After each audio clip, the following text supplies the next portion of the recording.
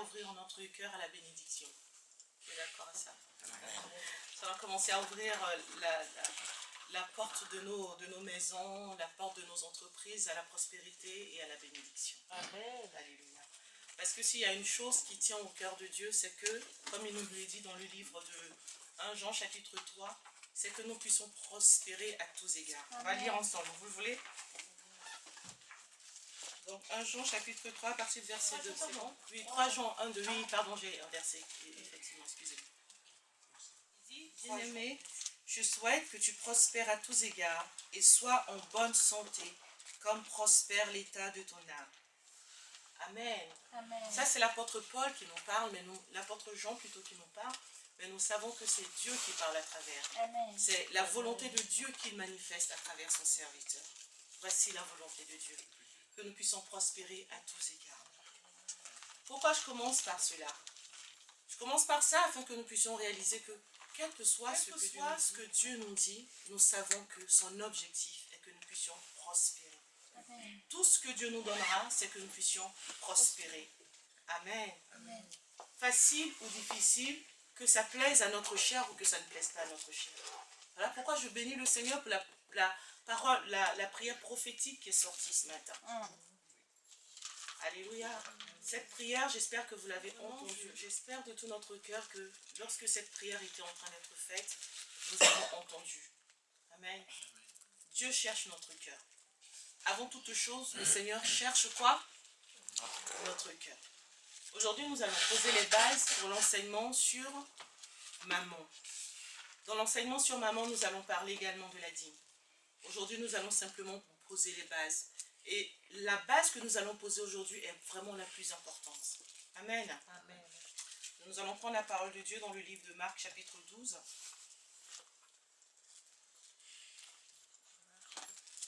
Marc, chapitre 12. Versets 41-44.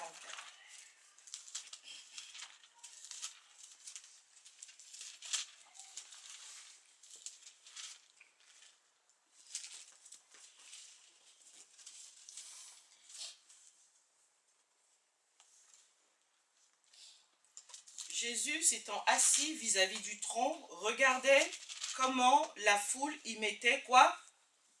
De l'argent. Plusieurs riches mettaient beaucoup. Il vint aussi une pauvre veuve, et elle y mit combien? 2 petites pièces, faisant un quart de sou. Alors Jésus, ayant appelé ses disciples, leur dit, « Je vous le dis en vérité, cette pauvre veuve a donné plus qu'aucun de ceux qui a mis dans le tronc. Car tous ont mis de leur quoi? Superflu. Mais elle a mis de quoi? De son nécessaire, tout ce qu'elle possédait, tout ce qu'elle avait pour vivre. » Alléluia. Dis à quelqu'un, il n'est pas question d'argent, il est question de valeur. Ce qui compte pour le Seigneur, frères et sœurs, je vous dis la vérité, ce n'est pas l'argent. Pourquoi? Parce que la Bible nous dit que l'or et l'argent appartiennent à qui? À Dieu. Dieu est le créateur de toutes choses. Amen. Et aujourd'hui, il veut que nous puissions comprendre que si nous voulons profiter, nous voulons vivre, jouir pleinement de ce qu'il a créé dans le monde pour nous, nous devons comprendre une chose, que c'est une affaire de valeur. Nous allons garder cette page et nous allons aller dans Matthieu, chapitre 6, verset 7. Matthieu, chapitre 7, verset 2.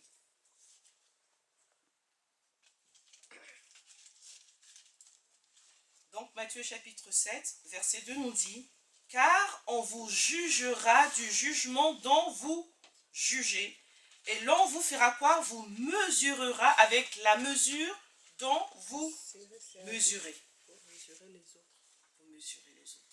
Ce n'est pas une question d'argent, c'est une question de valeur.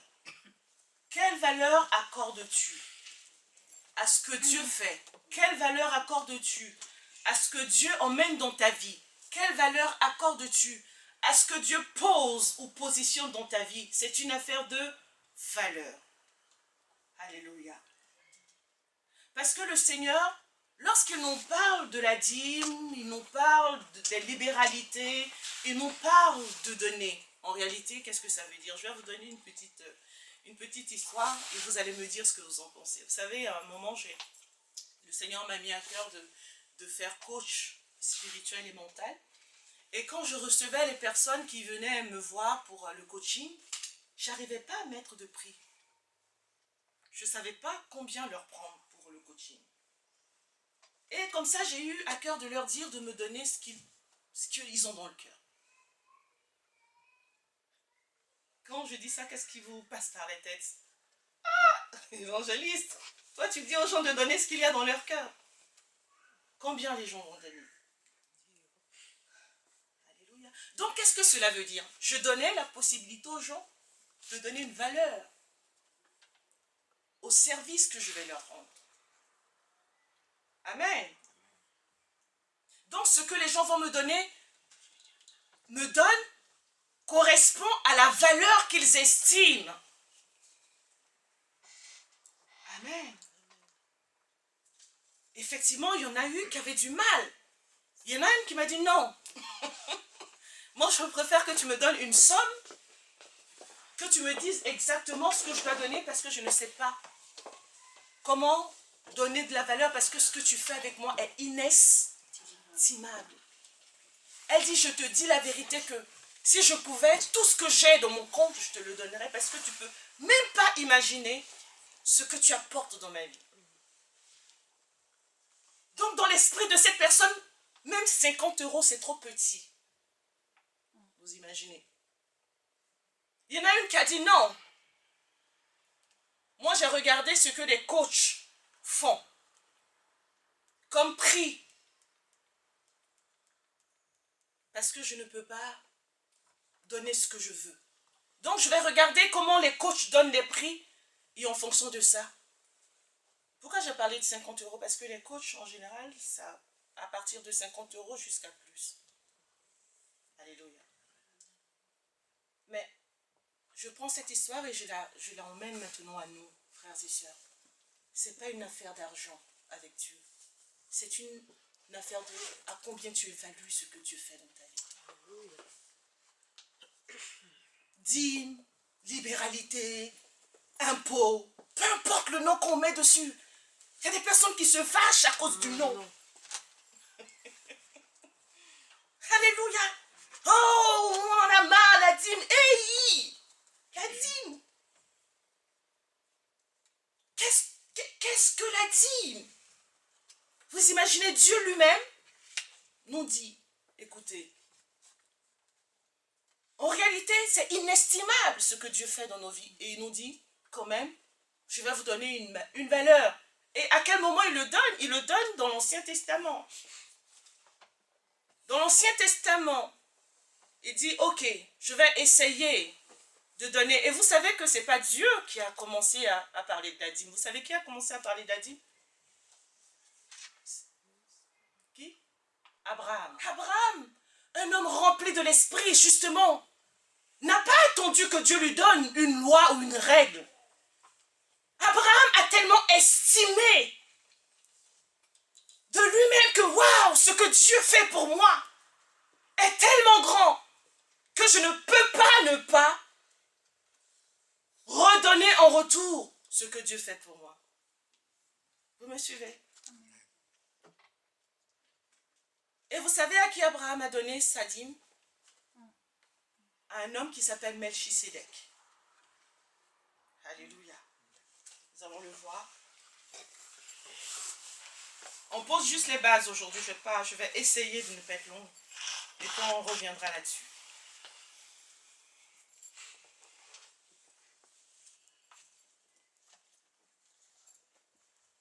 Genèse chapitre 14, verset 20.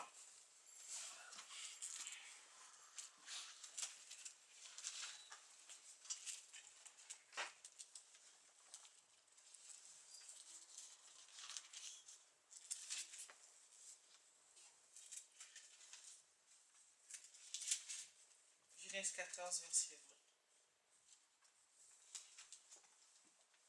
Je vais commencer à partir du verset 17. Donc, Genèse chapitre 14, à partir du verset 17. C'est bon? Après qu'Abraham fut revenu vainqueur de Kédorlaomer et des rois qui étaient avec lui, le roi de Sodome sortit à sa rencontre dans la vallée de Chavé, qui est la vallée du roi. Melchisédek, roi de Salem, fit apporter du pain et du vin. Il était sacrificateur du Dieu très haut. Il bénit Abraham et dit, béni soit Abraham par le Dieu très haut, maître du ciel et de la terre. Béni soit le Dieu très haut qui a livré ses ennemis entre tes mains. Et Abraham lui donna la dîme de tout. Alléluia. Voici la première personne qui commença à donner sa dîme. À qui il donna sa dîme? À un sacrificateur de l'Éternel. Alléluia. Comme je dis, il y a quelquefois des personnes qui ont aussi du mal parce qu'ils se disent, mais Dieu n'est pas là. Mais Dieu nous dit où nous devons apporter notre dîme. Je vais commencer à parler de dîme, mais après on va évoluer, d'accord? Le Seigneur nous dit où on doit apporter notre dîme. Amen. Et Abraham, lui, parce qu'il avait le cœur, justement, de reconnaissance, n'a pas attendu que Dieu lui parle, mais son cœur de reconnaissance a fait qu'il a reçu cette révélation, simplement, et a fait ce qu'il fallait faire. Amen. C'est après maintenant que le Seigneur a donné la dîme comme la loi, comme une règle à suivre. Quand on parle de loi, quelquefois on n'est pas content, machin, mais c'est comme dans la société. Pourquoi les lois sont là? Pour nous sécuriser. Pour nous sécuriser. Les lois sont là pour nous aider à tirer le meilleur de la société. Alléluia. Et c'est comme ça que Dieu donne la loi. Et dans la loi, il nous donne aussi, comment est-ce que nous, il montre au peuple d'Israël ce qu'il doit faire de ses bénédictions. Alléluia. Je referme cette parenthèse, on reviendra là-dessus. On prendra le temps, on prendra les versets, on va voir les définitions. Mais aujourd'hui, il était important. Voilà pourquoi j'ai donné vraiment ce témoignage, pour que nous puissions comprendre, frères et sœurs, le jour où nous allons faire l'enseignement sur la dîme, pour que les cœurs soient apaisés. Alléluia. Il ne faut pas que les cœurs soient irrités, parce que aujourd'hui nous allons comprendre que ce n'est pas une affaire d'argent. Je vous dis la vérité, Dieu n'a. Quand je dis Dieu, c'est-à-dire l'œuvre de Dieu, parce qu'on ne parle même pas des serviteurs, parce que, voilà, comme vous le savez, les serviteurs de Dieu, en tout cas la Nouvelle Jérusalem, travaillent. Ils ne vivent pas sur la dîme. Mais l'œuvre de Dieu, l'œuvre de Dieu n'a même pas besoin. Ce n'est pas une affaire d'argent. Mais c'est une affaire de quelle valeur vous donnez à l'œuvre de Dieu. Qu'est-ce que vous pensez que la Nouvelle Jérusalem vous apporte réellement? Alléluia. Quelle valeur vous donnez? Et je bénis le Seigneur parce que pendant 2 mois, pour quelques personnes qui ne connaissaient pas trop la valeur, je pense qu'on a un peu aperçu. Alléluia. Et c'est en fonction de la valeur que tu donneras à Dieu que ton argent suivra, que ta vie suivra, que ton temps suivra, que tes biens suivront. Tu ne vas plus compter. Alléluia. Et tu seras comme cette vieille femme dont nous a parlé Jésus. Cette femme, j'imagine un peu son cœur en fait. J'imagine un peu son cœur lorsqu'elle donnait à Dieu, lorsqu'elle donnait ces deux petites pièces. Et Jésus qui sait tout, il nous dit que cette femme, c'est tout ce qu'elle avait, qu'elle a donné. C'est tout ce qu'elle avait. Elle n'a pas donné 1/10. Alléluia, c'est comme si tu as 10 €. C'est-à-dire que tu reçois peut-être rien, tu vis avec le SMIC. Même pas le SMIC, le RSA hein, peut-être. Le RSA, c'est le minimum, non, qu'on reçoit. Tu vis peut-être avec le RSA, tu n'as rien. Et puis avant d'aller payer tes factures et tout ça, tu vas dans le temple de Dieu et tu mets tes 10 euros qui restaient. C'est pas 10%, c'est tous tes 10 euros. Qu'est-ce qui peut pousser quelqu'un à faire ce genre de choses? Merci, maman bébé. Alléluia. Dis à quelqu'un, c'est pas une affaire d'argent. Dieu ne regarde pas ton argent. Dieu fait tomber de l'argent. Franchement, frères et sœurs, je peux vous dire la vérité. Je vous dis la vérité. La Nouvelle Jérusalem, pendant plusieurs mois, si on devait compter que seulement notre dîme, vous, nous et tout, on ne s'en serait pas sortis. Dieu a touché des personnes à qui on avait fait du bien, qui avaient reconnu la valeur de ce qu'on a fait dans leur vie et envoyé de l'argent. Quelquefois, des gens qui ne nous connaissaient même pas, mais qui ont reconnu la valeur de ce que Dieu a fait dans leur vie et qui ont envoyé de l'argent. Des personnes que vous êtes allés voir qui ne viennent pas à la Nouvelle Jérusalem, vous vous rappelez l'opération? Pourquoi vous croyez que ces personnes ont donné de l'argent? Pour vos beaux yeux? Non. Parce qu'elles ont reconnu qu'un jour dans leur vie, Dieu a fait quelque chose. Alléluia. Nous pouvons donner l'exemple de témoignages où plusieurs fois on s'en est sorti parce que Dieu a envoyé de l'argent de manière miraculeuse. Alléluia. Un jour, on était en difficulté financière, en tout cas avec l'église, on avait du mal à payer un loyer. Et il y a une femme qui a envoyé 3 000 euros. On ne connaît ni d'Adam ni d'Ève. Mais parce que Dieu ne compte pas sur notre argent, Dieu peut faire venir de l'argent d'où il veut. Cette femme a envoyé 3 000 euros. Dis à quelqu'un, ce n'est pas une affaire d'argent. Parce que Dieu prend soin de son œuvre. Dieu peut faire comme il veut pour prendre soin de son œuvre, frère. Dieu peut faire même pleuvoir de l'argent. Amen. Un jour, on est allé en Espagne et je ne sais plus ce qui s'est passé. Mika, elle était d'une générosité, elle faisait des choses. Mais en même temps, elle avait besoin de téléphone. Elle disait qu'elle voulait plein de choses, quoi, Mika. Mais nous, on n'avait pas cet argent-là. Et je lui disais, je dis, non, Mika, là, franchement,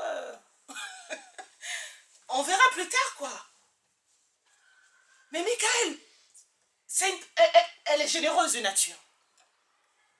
Et on leur avait donné un peu d'argent de poche. Et Mika, elle le donnait aux gens. Je vous dis la vérité, ils sont là.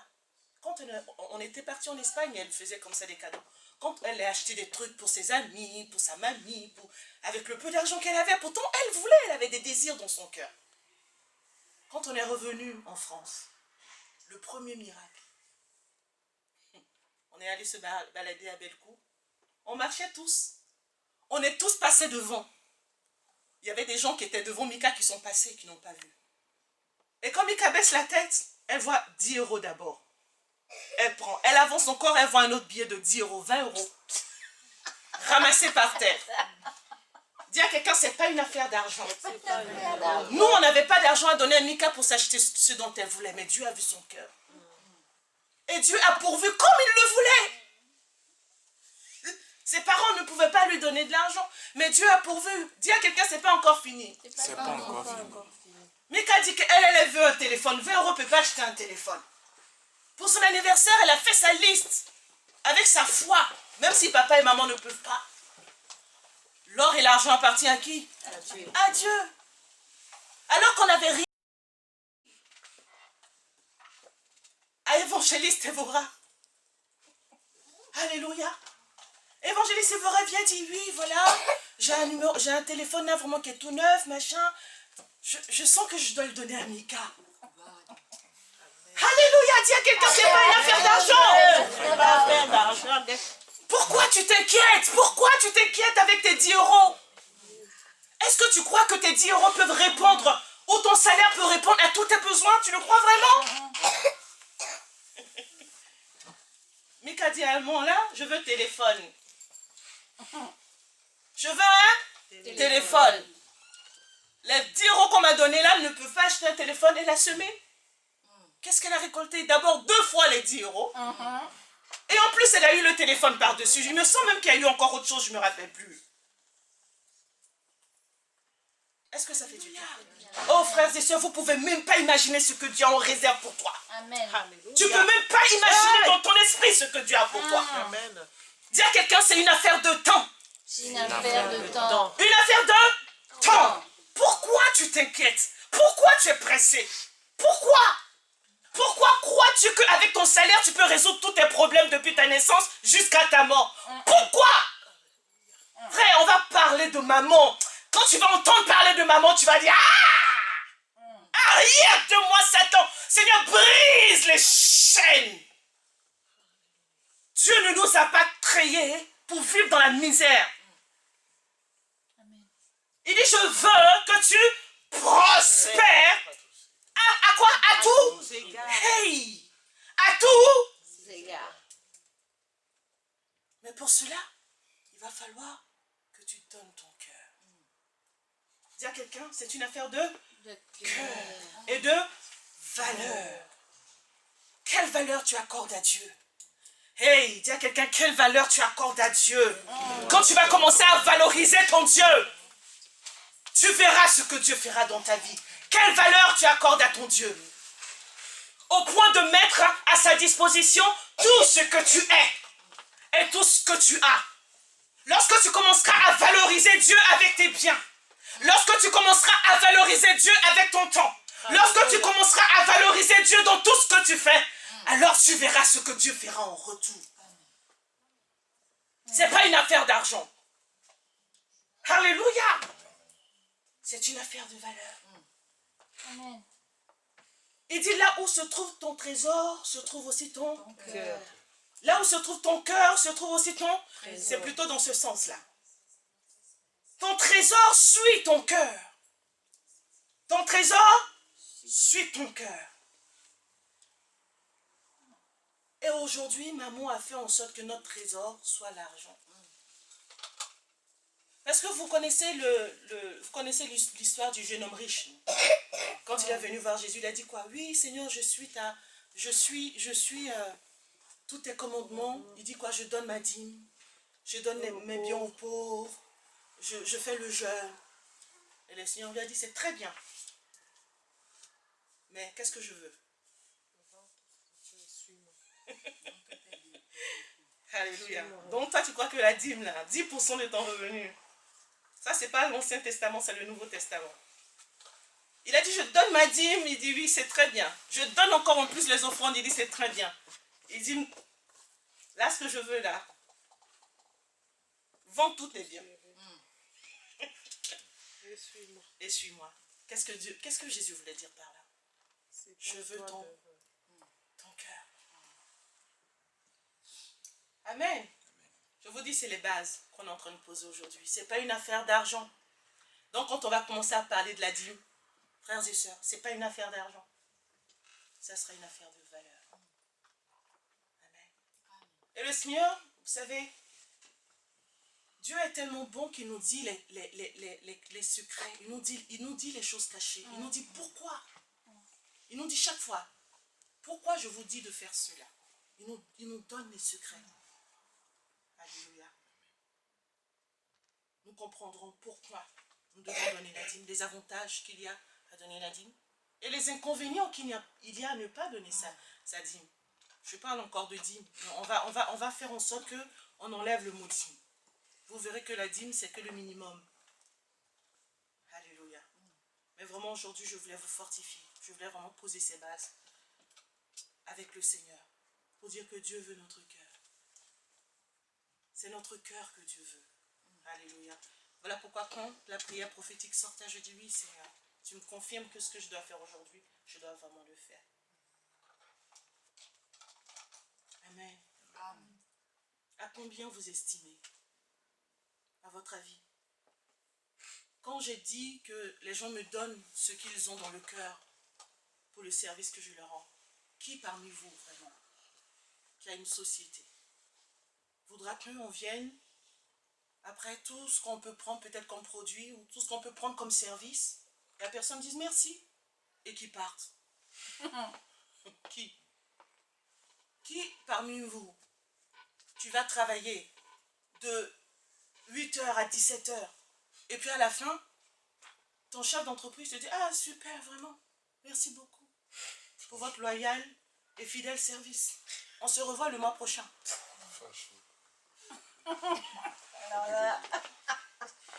Alléluia. Nous-mêmes, on se met dans la rue parce qu'on estime que notre travail est dévalorisé. Ce qu'on apporte à la société est dévalorisé. Alléluia. Le Seigneur dit, tu seras mesuré. Matthieu chapitre 6. Vous croyez que c'est une condamnation que Dieu donne à travers ce verset? Non. Non. Il nous donne juste un principe. C'est juste une vérité que Dieu nous révèle. Voilà pourquoi quelquefois, il y a des choses qui nous arrivent qu'on ne comprend pas.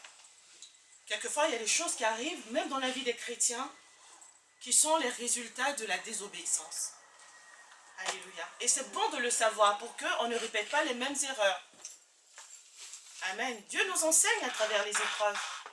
Quand Dieu te parle et que tu ne veux pas comprendre, et comme Dieu veut que tu comprennes, comme nous on fait avec nos enfants, hein, tu veux inculquer une valeur à ton enfant, tu veux inculquer vraiment un principe à ton enfant, et que ton enfant ne veut pas, ben, tu vas trouver un autre moyen pour lui faire comprendre ça, parce que tu sais que cette valeur-là sera importante pour lui dans sa vie. Vous êtes d'accord ou pas? Nos enfants, nos maris, nos épouses, voilà. Quelquefois, on veut que les gens comprennent certaines vérités parce qu'on estime que ces vérités-là sont importantes. Alléluia. Et tant que les personnes n'ont pas compris, on va chercher des moyens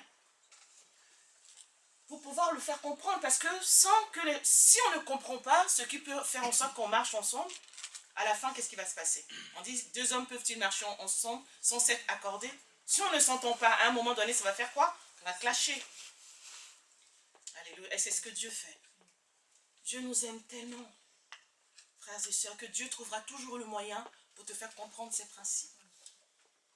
Amen. Et le principe du donner en général.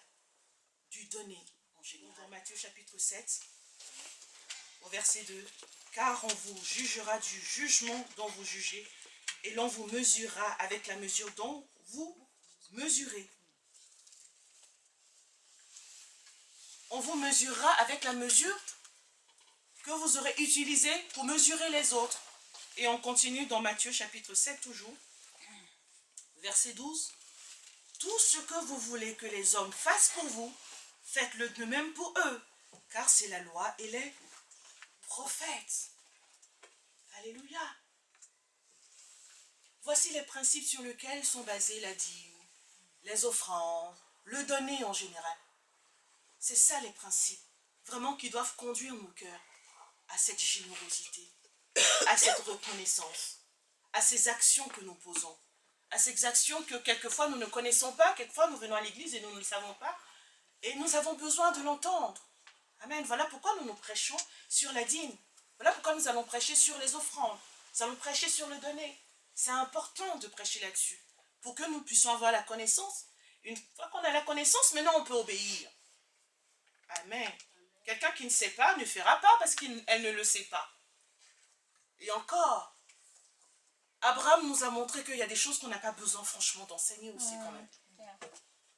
C'est vrai ou pas? Abraham nous montre que Dieu n'a pas eu besoin de l'enseigner. Mais son cœur a compris ces choses-là. Amen.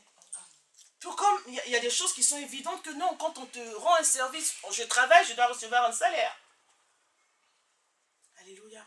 Il y a des choses comme ça qui montrent aussi que quand on loue une salle, il ne faut pas que ce soit une seule personne qui loue la salle pour tout le monde. Amen. Il y a des choses qui sont évidentes comme ça. Que quand on fait une agapée ou quand on fait quelque chose pour tout le monde, il faut que j'apporte quand même ma petite contribution. Il y a des choses qui sont logiques que Dieu a mis dans nos cœurs. Qu'on n'a pas besoin d'être chrétien pour pouvoir le savoir. On a juste besoin d'être des êtres humains pour le savoir. C'est vrai ou pas? Amen. On est en train de parler cœur à cœur. On pose les bases. Parce que Dieu veut tellement nous bénir. Et comme je vous ai dit, les bénédictions de Dieu, c'est pas l'argent. Alléluia. Vous avez vu comment est-ce que Mika, pour avoir son téléphone, est-ce qu'on a eu besoin de passer par l'argent, machin? Amen. L'argent n'est pas intervenu. Elle voulait un téléphone, Dieu lui a donné un téléphone.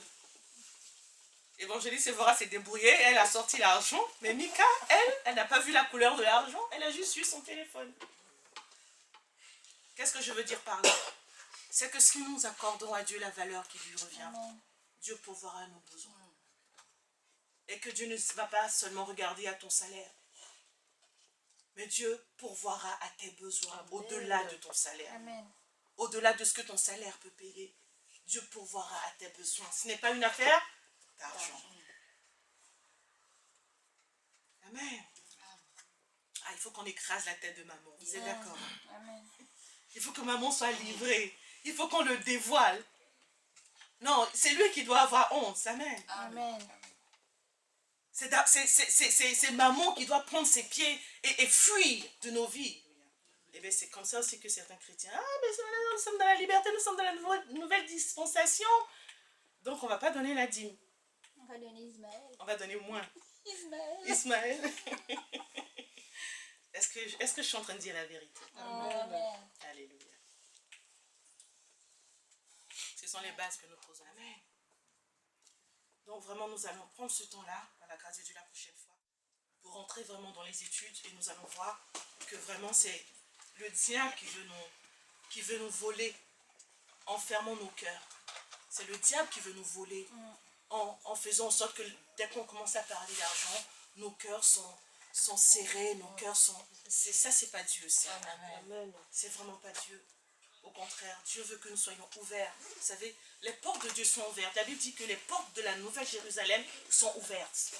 Hein? Quand on va dans l'Apocalypse, on dit Jérusalem, ses portes sont ouvertes pour laisser entrer et laisser sortir. Les portes de notre... Pour laisser entrer et pour laisser sortir. Pour laisser sortir, mais aussi pour laisser entrer. Alléluia. Parce que quand ta porte est ouverte et que ça peut sortir, forcément, ça pourra aussi entrer. Mais quand ton cœur est fermé et que ça ne peut pas sortir, ben, ça sera difficile aussi pour entrer. Vrai ou pas? Une porte fermée, on ne peut pas sortir, mais on ne peut pas non plus entrer. On ne donne pas, mais on ne pourra pas non plus recevoir.